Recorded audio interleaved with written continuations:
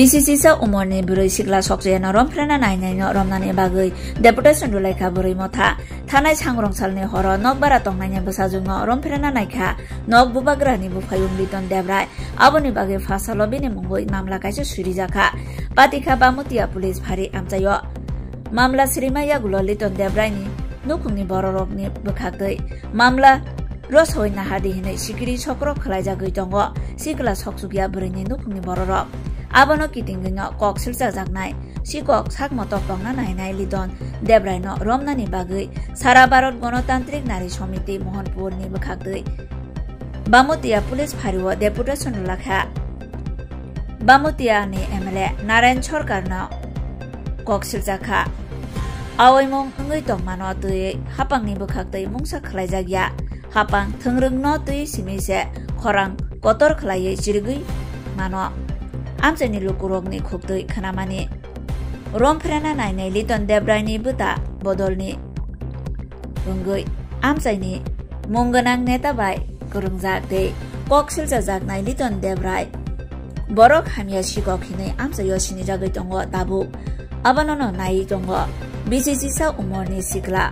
soksukya ano romprena nainai ni mongoi thanawo mamla khlaimani nokha saltam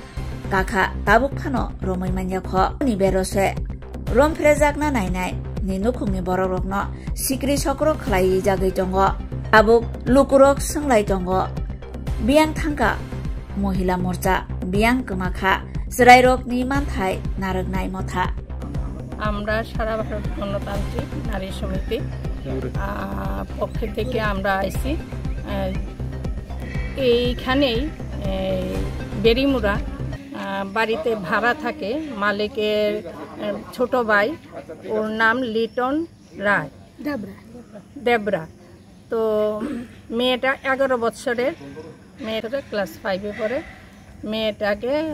ঘরে একা ঘরে ডেকে নিয়ে মা বাবা ঘরে ছিল না ঘরে ডেকে নিয়ে ওর জামা কাপড় সব খুলে ওকে শ্লীলতাহানির চেষ্টা করে তারপর ওর বাবা ঘরে এসে যখন ডাকাডাকি করছে ও ছুটে দৌড়ে বেরিয়ে ও কান্না করছে যে আমাকে জোর করে ঘরে অন্ধকার ঘরে রাত্র প্রায় 9টা 19 তারিখ প্রায় রাত্র 9টা ঘরে ঢুকিয়ে ওকে শ্লীলতাহানির চেষ্টা করে এবং ধর্ষণেরও চেষ্টা করে তো তার প্রতিবাদে আজকে আমরা বামুটিয়া ফাঁড়িতে আমরা আসছি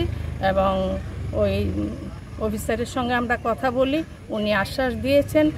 যথেষ্ট চেষ্টা করবেন এই সমস্ত কেসের মানে কোনো ধরনের কোনো ফাঁকি ঝুঁকির ব্যাপার নাই তো আমরা আশ্বাস দিয়েছেন আমরা আগামীকাল এসডিপিওর কাছে যাব আমরা ওইখানে গিয়ে সব ঘটনা আমরা জানাবো অতি সত্বর আমাদের দাবি যে আসামিকে গ্রেপ্তার করতে হবে এবং সঠিক তদন্তক্রমে ওর শাস্তির ব্যবস্থা করতে হবে তো যেই মেয়েটাকে ধর্ষণের চেষ্টা করে ওর মা বাবাকে প্রতিনিয়ত হুমকি দিচ্ছে যে মিছিল করার জন্য যদি মিছিল না করে তাহলে তাদের প্রাণে শেষ করে দেবে এরকম ধরনের হুমকি